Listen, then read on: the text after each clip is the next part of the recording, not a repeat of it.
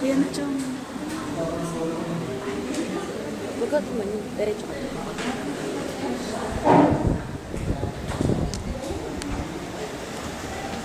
Please maximize your voice.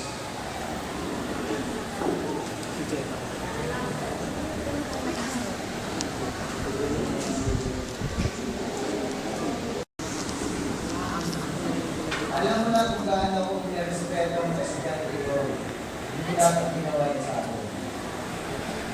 So para marinig nila kung anong ginawa ko sa akin, maximize your voice.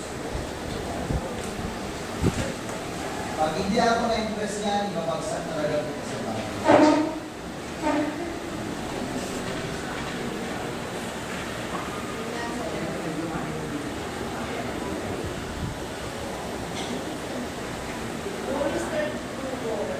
Hindi.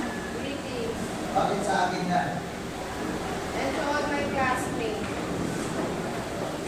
I was handling every day of ESHR and one given classroom, taking an apologize for exposing my attitude on your class. I know that you do not accept my simple apology Simple. because of what manner I've done. I know to myself that it was not good to do in front of your class. And I'm sorry for being not so quiet in your class. The reason is there is something that I've been carrying before I got to school.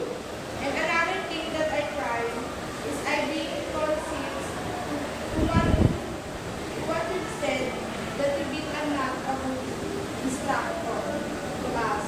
I'm promising that this is my last chance to you. I hope that you will not fail me in your class. Again, I'm sorry sir for everything.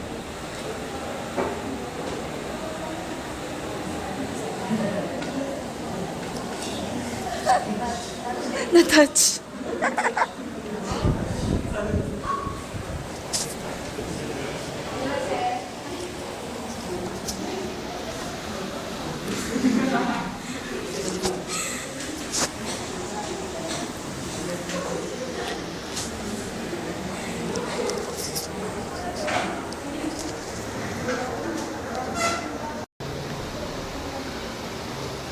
Kayo rin, kung pwede, pag sinasabihin ko, huwag na kayong gumawa na kahit anong mga face pa kayo. Wala na magagawa ka rin ng